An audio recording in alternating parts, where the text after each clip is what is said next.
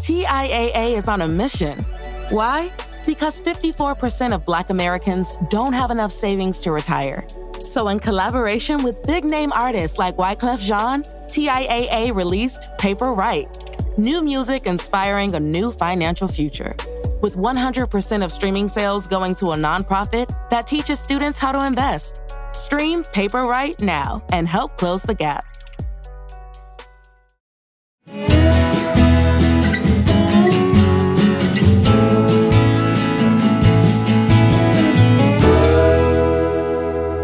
This is Central Texas Life with Ann Harder. Hello and welcome. What a treat I have for you today. NBC's The Voice is appointment television for millions of families. They wouldn't miss it. They work their schedule around watching The Voice.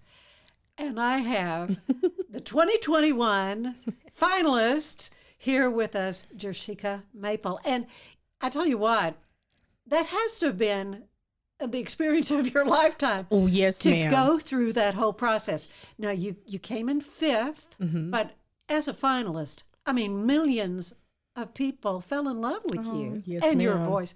What a voice. Thank you.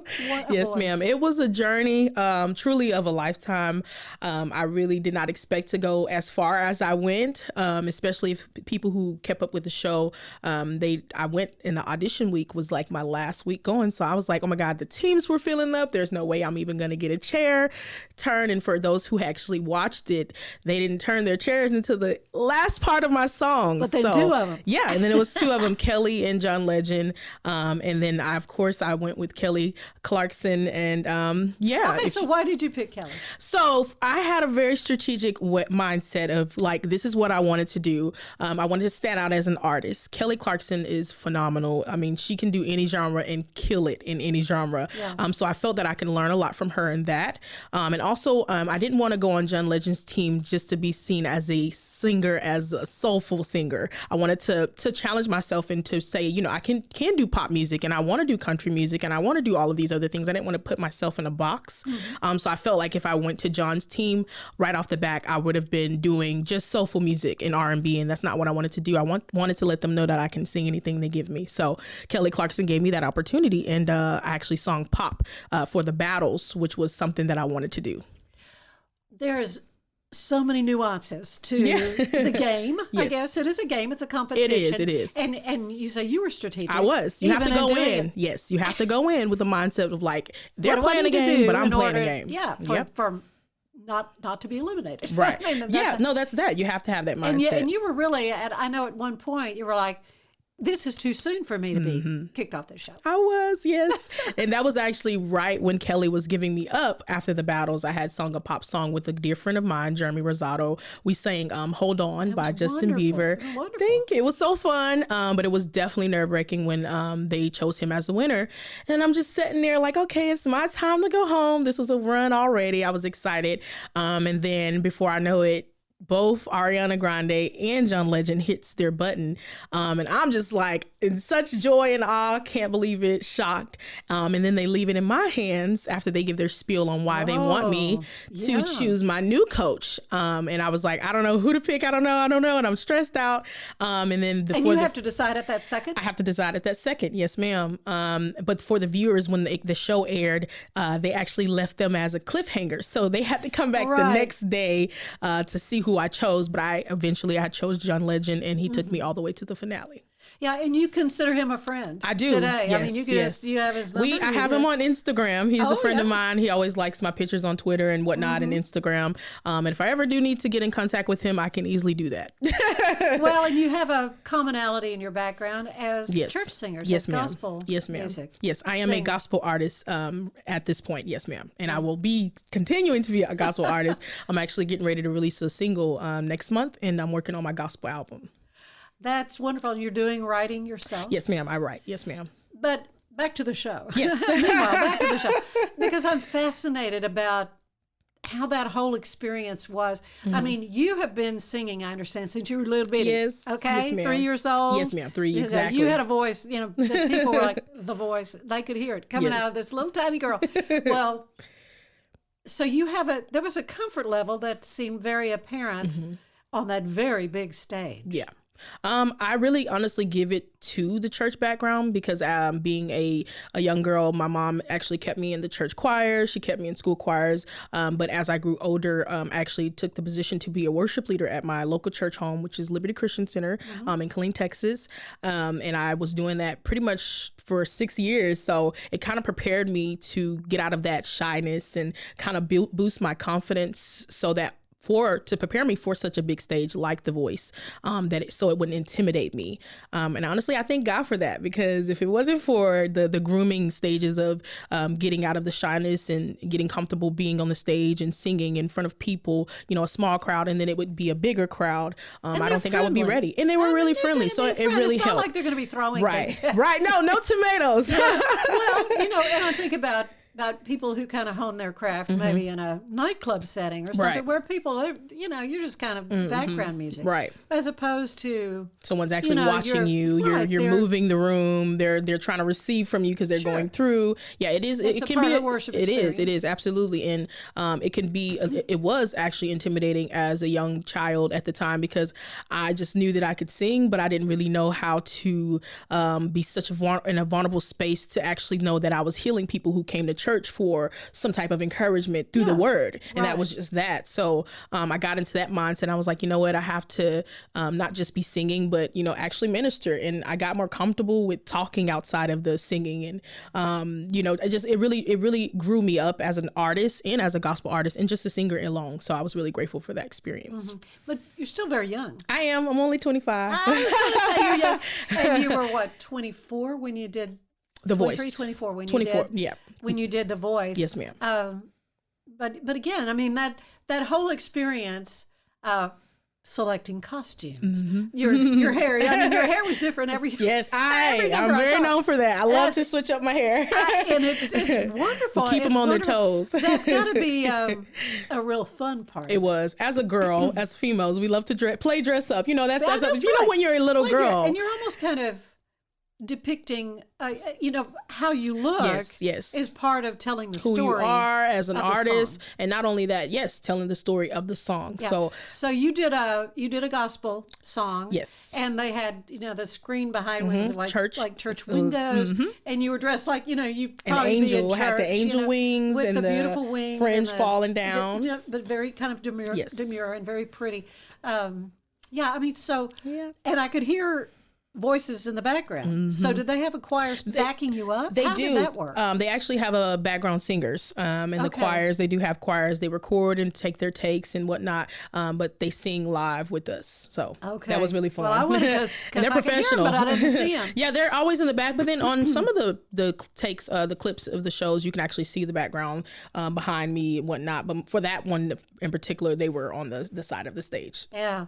Well, there are so many great videos that are available on YouTube, and we're going to have some links on this podcast information as well. So did you have a favorite? I did actually. My favorite performance was God Only Knows, which was a song that you were talking about just now in reference to the church windows and whatnot behind me. That was one of my favorites, but then I also have another favorite, and it was Don't Let the Sun Go Down on Me, because it was telling my story as an artist. And then also the costume design was really fun on that. I had flowers in my hair. Everyone kind of referenced me as a sunflower because I'm so bright. And so this was part of the service they provided you. You didn't have to come up with this on your own. No, unfortunately I didn't, and I'm so grateful for that.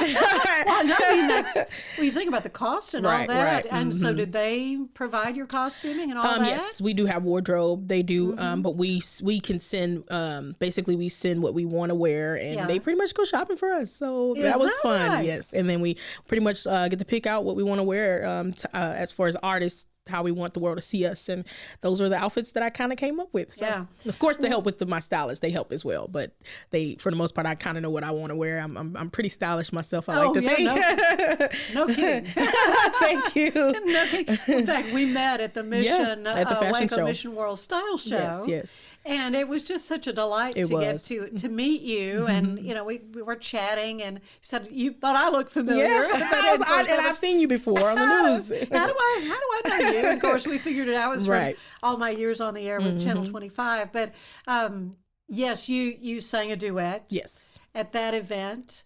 And your voice is just angelic, though. Oh, I mean, you thank have such you. control over, you know, but you've got certainly the ability to belt. Oh yeah. That day I was super quiet because I was duetting Oh, it. yeah. But by myself, I kind of get a little carried kidding. away intentionally. And I loved watching the reaction of the judges as they're hearing you sing. Right. You I think know? that was more funnier than anything. The Oh, reaction. no, you know, and then you hit a note, you know, whoa, or whatever. You hit a note, and they were like, Yeah.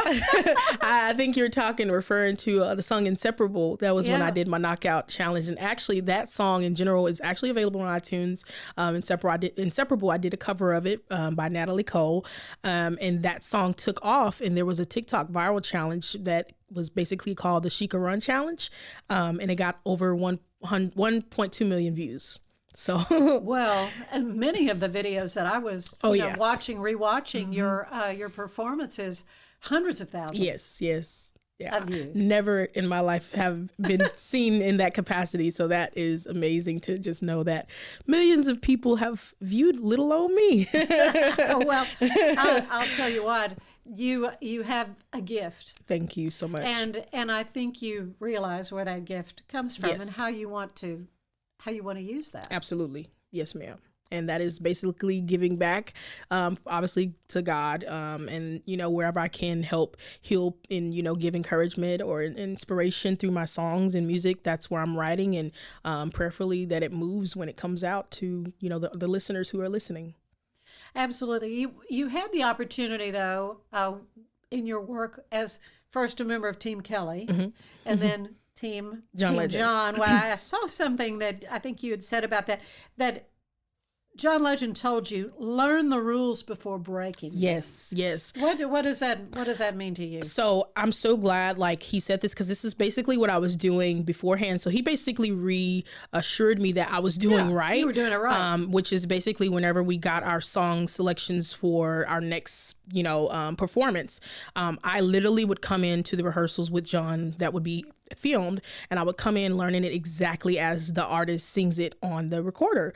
And then that basically just is saying, like, learn the song and then make it your own after you learned it. So basically he was like, yeah, that's good. That's basically learning the rules before you break them, because you can make it your own after you know the format and the foundation of the song. But I was already doing that. So he basically reassured me that I was doing right. And that's our little thing. And I thought that was neat that he could tell me something so powerful that I'm already doing. But it makes sense because he's a professional in the industry, and to hear that from him is just something that will always go back to and, you know, keep. Yeah. So you also got the chance to work with, or at least hear input from some other notable folks, Yes. like say Ed Sheeran, I think. yes. Oh my God, And, Ed Sheeran. I love him. yeah. So what did you So from him?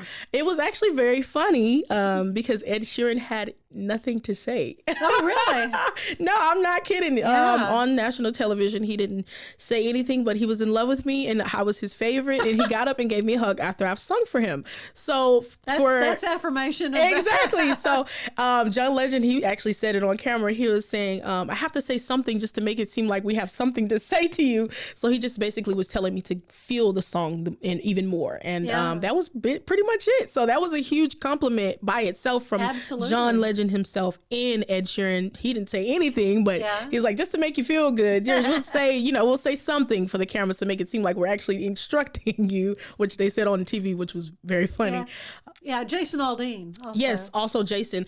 He said something very powerful to me as well. He actually said that I sounded like Beyonce, but he also said that he wanted to make sure that don't get carried away in the runs. I am a runner. You're so good at I'm that. so good at it. But he said Oh, yeah. sometimes him and Kelly in that teachable moment just sometimes sing it straight, because it kind of takes away from the words and the meaning when you're doing a rundown. So busy, yeah. Right. It can be a distraction, those Flowering vocal it up. acrobats. Yeah, pretty much that's what it's called. But so, you have such flexibility in your thank voice. you. I appreciate it. I mean, at your earliest age, when did you start Noticing? I'm sure you're imitating other singers. That Absolutely. you'd sing. Yes. I absolutely Church singers. I would church guess. singers. Yes, ma'am. One of my favorite, because of my age, she's young as well. Jacqueline Carr. She's a gospel singer.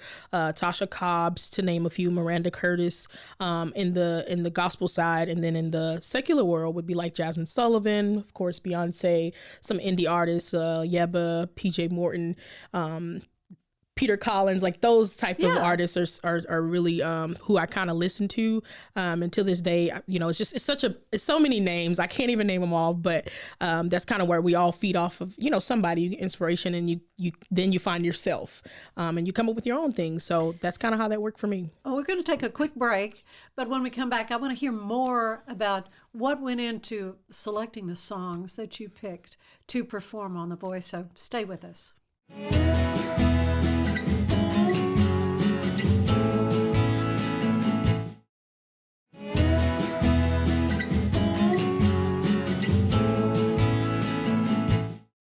And we are back with Jershika Maple, who was the 5th place finisher in the 2021 edition of The Voice on NBC.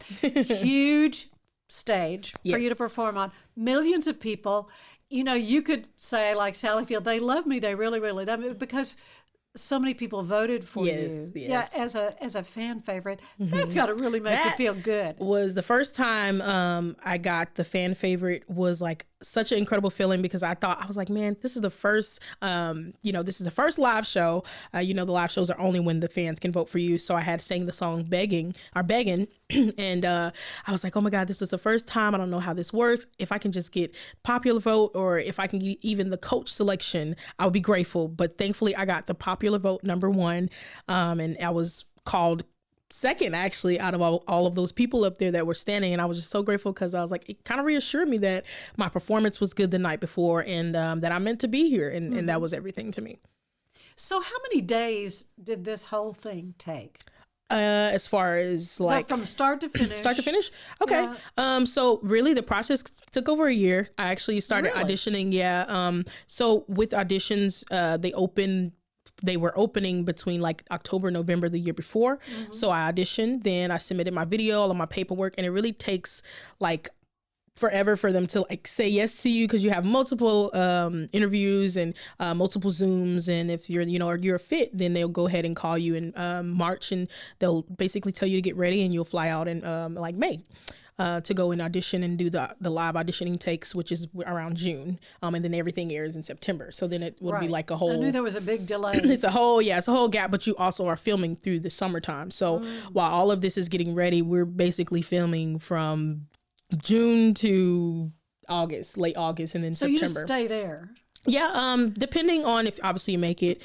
Of course, as soon as you don't make it, you're eliminated, you go home. Right. But that wasn't the case for me. So I didn't have that feeling, but I did stay, and then there were months where or weeks where I can go home and visit my family.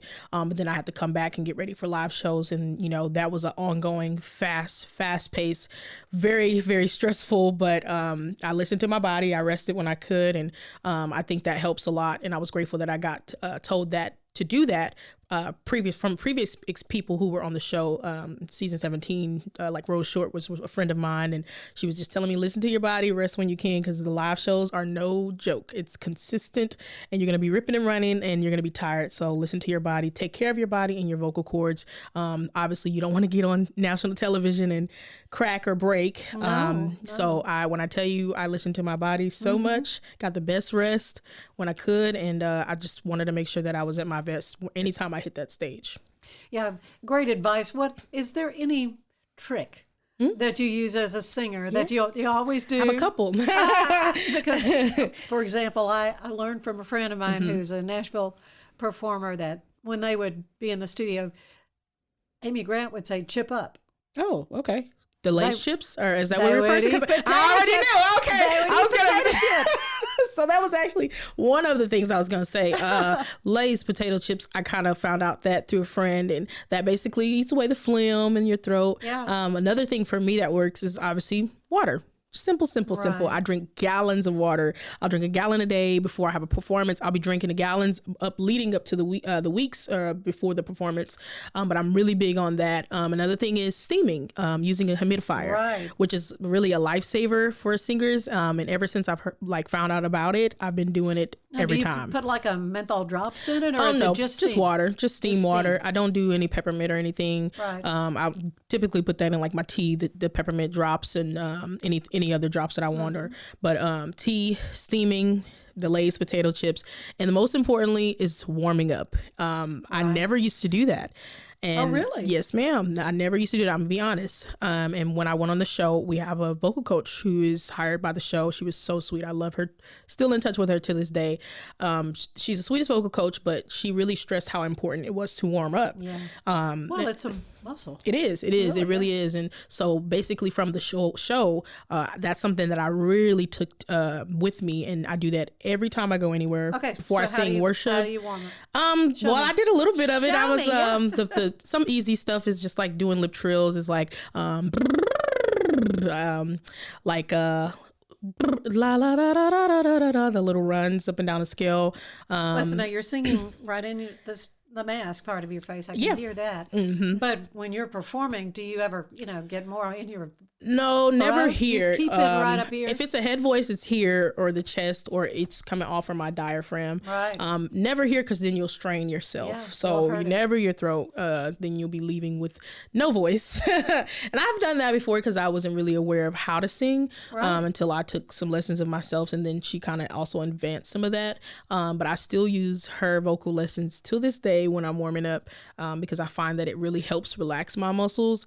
It keeps me at my best, and I feel like it allows my voice to open up to hit those higher and those lower range.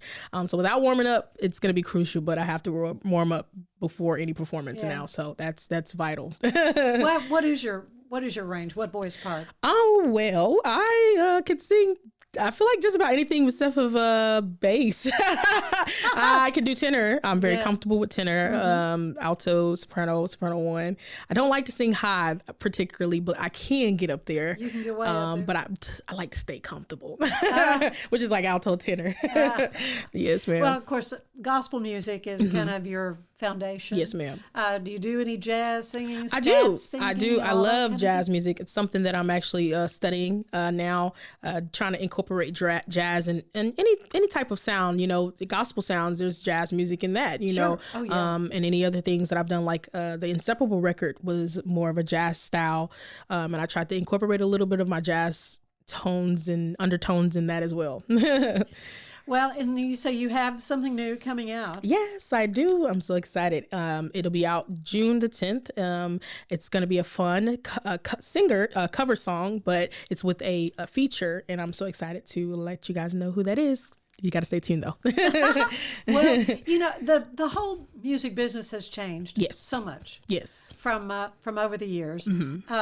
Just your thoughts about that and all the different platforms there are for getting your material out. Yeah, your content. it has changed. But the easiest way to do it, I'm pretty sure a lot of singers know about DistroKid. It kind of puts everything on all platforms like iTunes, Spotify, any music platforms. It pretty much distributes that once you go through DistroKid, and that's how that works for me. So it's been working for me for forever, and so I keep using it. Okay, and it's monetizing for you. Yeah, if I can it ask? keeps working. Yes, yeah. I get paid. I actually got my first royalty check in last month, which was really nice. So yeah. Well, hallelujah. Yes, hallelujah. Keep those cards and letters coming yeah. in. As Yes, I say. ma'am. And also, you've got a pretty extensive tour. Yeah. I know. I saw So- on Facebook, all your different dates. So that actually is more, I wouldn't say it's not really a tour. Yeah. It's really just letting people know that I'm grateful for the show, and it's really allowed me to be really productive this year. Right. And pretty booked out all the way until actually it got dates in December, and it's still getting dates on the calendar. But a lot of those events are public, and then a lot of them are some private events, and they are a mixture between gospel things as far as singing at ministry churches, traveling there, and then some of them are like for nonprofit organizations, kind of like Mission Waco. Right. So I'm really excited about that. The next trip I'll actually be taking is next week to Washington, D.C. To go to a nonprofit organization called Bridges, and I'm really excited about being out there and being a voice out there, and meeting Mr. Richard Marriott, which is the CEO of the Marriotts. He'll be presenting some awards there, so I'm really excited about that. That's wonderful. You're meeting so many amazing people. Amazing people. Do you have an agent? Do you have somebody booking these? Yes, ma'am. I have. For you? Yes, ma'am. I have an agent, and then I also have a manager, and then I have a team behind me and a producer. Wow.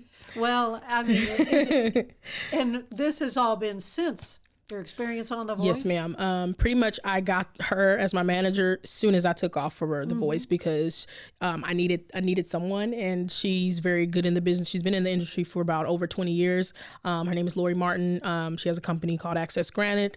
Her fiance is my producer, and he basically produces all my records and all of my recent stuff. He'll be producing in my album as well. So. Well, it's exciting, and you had to be so strategic throughout your experience on The Voice as to the songs you selected. Yes. Is there anyone you think, maybe I could have done better, or not? Or were you just totally happy with what you did? No, 100%. I feel like we're our biggest critic sometime when it comes to things, and it's natural. You don't always want to get off the stage and be like, oh, that was the one. Sometimes you may have those days, but I look for things to fix in my voice, in my performances. I'm big on constructive criticism. If someone comes and tells me out of love, hey, you could have done this a little better, I'm like, okay, you're right, absolutely. And I feel like that helps you grow instead of staying like, oh, I'm just good, I know the stuff. It keeps you kind of humble, and you got to remain teachable in every way possible. I was going to say teachable. You mentioned you used that word earlier. Absolutely. And that's crucial for anybody that wants to get better. Absolutely. And I'm really hungry for that. No, you're so sweet. No, I don't. I'm humbled and thankful. But I just want to get better. I want to be at my best, and I really want to make it. I do.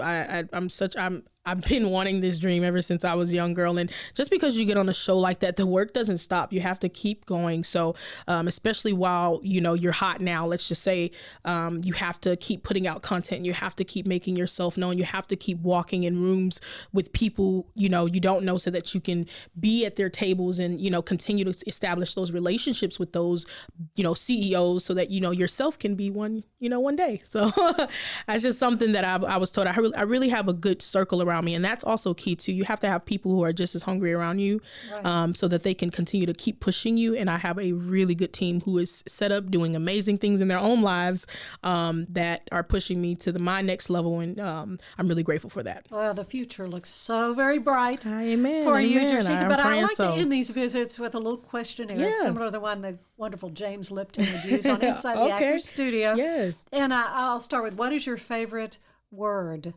Wow. Oh, this is fun. This is why you know me. My favorite word. Stay positive. Like, no matter how hard life gets, especially with all this stuff that's going on in the world, life is too short to be angry. Life is too short to not do what you want to do in life. So if you have something you want to do, put it to your mind, go do it, and be positive about it. Even if you get bad things that happen or you run into roadblocks, don't let that stop you. Get back up and stay positive. Have that resiliency and bounce back. So I would say stay positive. That would be the word for the day for me. What about a least favorite word? Hate. Yeah. I hate that word. I know I'm using that, but I hate anything with hate. It's evil. Again, we see all of this hate and evil in the world now. And it's we need love. So the opposite of hate is love, obviously. So that would be that. What turns you on creatively, spiritually, or emotionally? Being by the water. Yeah. I love the water. That's where I write. That's where I can get creative. That's where I hear God. The water, the lakes, that's my peace. That's my zen, my calm. That's where I find myself most creative. What turns you off then? Creatively or spiritually or emotionally? Being at home. Really? Being stagnant Oh, okay. Yeah, that means like if I'm not, I can't. Not That's moving. depressing. Yeah, in the bed, obviously you're just laying there. We've all had our spells. I've went through depression and whatnot, and that's a place if I know that I'm getting there, I got to get up. Don't stay there. So if anybody is going through that and they're in the bed, get up, move around, do something, go for a walk. It's something so that you don't allow yourself to get back in that mindset of, oh, I can't make it and feeling defeated because I've been there. So That's a good word. Yeah. That's a good word. What sound do you love the most? The rain. Oh, yeah. That's relaxing. Yeah, we don't hear it. We don't hear it. We actually it it rained today, but it was I could listen to that with the window up and lay in the bed. It's refreshing. I know. Then what's your least favorite sound? Anything loud and frightening, I would say that's just abrupt or shocking, startling. Yeah, anything like that. Central Texas Life with Ann Harder is part of the Rogue Media family. Be sure to check out our other shows at roguemedianetwork.com. Please rate this show 5 stars on iTunes, Spotify, YouTube, or anywhere you get your podcasts. Join us again soon for more Central Texas Life with Ann Harder.